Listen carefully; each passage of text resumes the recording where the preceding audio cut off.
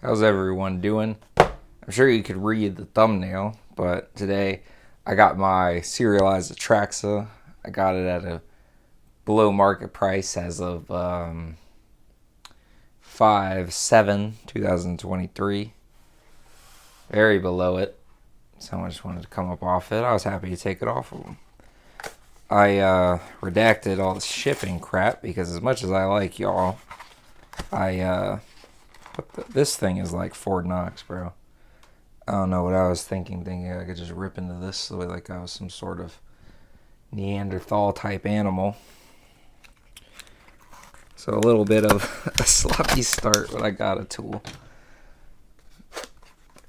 This is actually, I got this from eBay, the verification. Oh, see, there we go. So not sponsored, obviously. I have 45 subscribers. So not sponsored. Let me just open this to make sure it doesn't say. Oh, there we go. That's pretty cool. I like this. Let me just go ahead and open this to make sure that it doesn't say my name or anything. Yeah,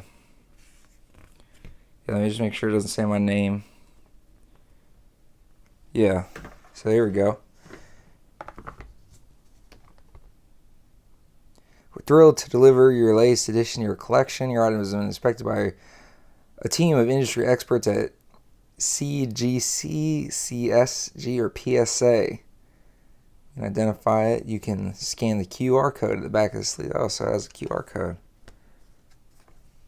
on it. Wow. These look so good. Look at that.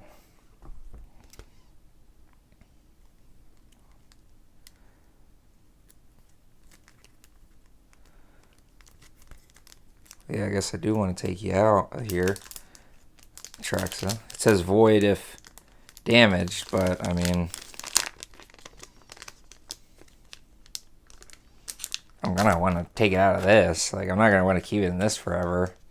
That's sort of slimy in a way. Oh, oh yeah. The foiling on these is just spectacular. Let me get you a real sleeve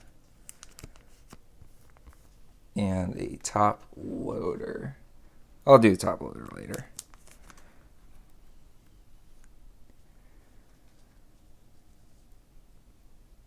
Wow. Isn't that just beautiful? 422. So from here, I guess we talk about serialized cards. Oh, there is a top loader. Wait, this wasn't. Oh, this isn't the size, standard size. So let me just put you in a sleeve. So yeah, I guess now we're here to talk about the serialized cards versus things on the reserve list. I just bought this because I have an Atraxa deck that I take somewhat seriously. I mean, it's Atraxa, so it'll never be better than Thrasios Timna, but it's a fun deck. I love this commander ever since I started playing. I started playing in 2016, same year this one came out. So, but to have a genuine, honest, heart-to-heart about the value of these serialized cards, I actually really like what they're doing with these serialized cards. I actually think it's a very good way to have value in normal sets and cards, because it used to be that there would be no card on planet Earth that could really outdo any good, powerful, not a bulk rare, a good, powerful reserve list card was going to beat out any modern card by design, because if a modern card becomes $500, even if it's a vintage card not on the reserve list, if it becomes $500, there's no outperforming that. There's no way you can. Here, I'm going to make a little stand here. I'm actually going to go off script a little bit.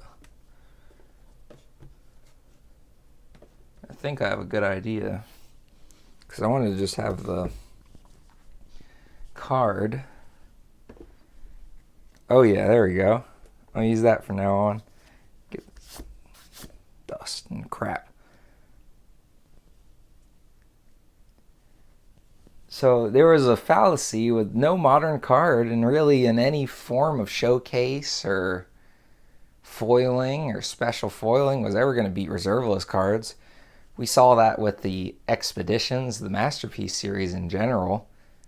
Even when you have cards like that, the most expensive one that is the Masterpiece series is either Soul Ring or Mana Crypt, which I do own. Check out my collection video to see that. That's the most expensive one, and that's $1,000 relatively. Might be 800, it might be 850, 900. We'll round up for the sake of a video. It's $1,000, and that's the most expensive non-reserveless card ever. The most expensive reserveless card is obviously Black Lotus, and that is, you can get a damaged one for like 10 grand. You know, it's always hard to pinpoint exactly how much a Black Lotus costs because people that have Black Lotuses aren't really in the market to sell them. So do they really cost that much? But at the same time, there's some on TCG Player that pop up every once in a while, or eBay, where someone needs the cash for any real reason. So it's sort of hard to say exactly how much a Black Lotus cost, especially for the version beyond that. I know that they're in Alpha, Beta, and there's a third one. I believe they're in Unlimited. But then you have the OG Dual Lands, which OG Dual Land is just a shock land that doesn't deal 2 to you. And those are like $1,000 a piece. So you have a card that's really not that incredibly important. That's $1,000 versus the most expensive modern legal card being Soul Ring from the Masterpiece series is $1,000 or $750 or whatever it actually is. You have sort of this fallacy that modern cards will never be able to outpace the reserve list, so there's no reason to buy modern cards over the reserve list. If you're a collector, you don't buy new boxes or a new anything unless you flat out just want to. It's a hobby. There's no real statistically sound reason to buy a box of Kamigawa or Kaldheim over like Grim Monolith, Intuition, Yawgmoth's Will. Like, come on now. Why would you ever buy a set box when you can get a Yawgmoth's Will for $80? That card is incredibly powerful. They can't reuse its effect and its name in a new set, so there's no real reason to buy it. So I think this is a very important dynamic to have where modern cards become this real expensive version. I hope that in the future all serialized cards sort of have their own art, like how they did with the Praetors, and we obviously see the price of the Praetors. I think that they're overpriced currently. It's always hard to say with something like that because technically some are not going to be opened by design of collectors keeping sealed product and riding off the wave of, oh, this box has a less than 1% chance of having a serialized card, so I'm just going to hold it forever because it might have a Jin-Gitaxias or Elish Norn in it, and someone will pay me $700 for a box with $80 worth of cards in it if it doesn't have one. So it's a weird dynamic that we just sort of have to let unfold in the current time. But I think as a generalization, it's very good for the game. I think it's very good. It gets collectors and investors a chance to buy something that's really great. And whoever I bought this from, it probably made their entire existence that they opened it and I bought it. So that's always a cool thing to think about. I always was in the collecting aspect of it, the money side. The dark evil side, the fucking card shouldn't cost any money. People in the comments already, I see them. But I think it's a great dynamic to have because now modern cards have collector's eyes. And I think that's something we needed for a really long time. And I know a lot of players that like to play competitively, bought things like the Misty Rainforest Expeditions and the Dark Ritual, but even then, if you're a collector, you don't really buy that version of Dark Ritual. Like a true, honest collector, you buy the alpha version of Dark Ritual. You know, it just it can't compare to these old cards. And now I think they have something that makes people want to buy product. I know it made me want to buy product, and it has something that can compete on a price point for collectors in the future. Things I'd like to see with them: 500. I don't know if 500 is a lot or not, because in the sport card world, that is a lot. That's a 500 is a lot in sports card world, but it's attached to a game. Sport cards, you literally buy them. Like, imagine if there was no game. Imagine if Atraxa couldn't be my commander. It just wouldn't. It just wouldn't make sense that it would ever be 500. Why would there be 500? So there's a game attached to it, which makes the cards inherently more valuable because you can play the game with them. 500, I just don't know if that seems like a lot. I think it's a good, solid number.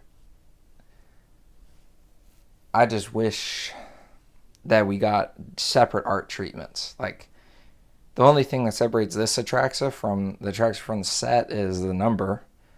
The Praetors, obviously, while I do think they're overpriced, have their own art, and it's specific to the serialized version. Like, why not do that again? And it's like they were all, it couldn't be that hard. They were all legendary creatures. So, like, you just took Atraxa and made her look different, have a different art. It could be so arbitrary, but at the same time so impactful to make the serialized market even more marketable.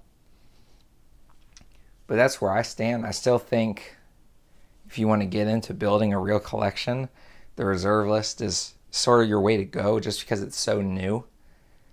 It's hard to say where it'll go. And while I don't like to bash the company, because for whatever reason, a lot of Magic YouTubers hate Magic, it seems like. They can say that they love the game all they want, but I really, you see any Magic YouTuber really, besides like Alpha Investments and Covert Go Blue, shout out to them, I guess. They don't even know who I am, but shout out to them.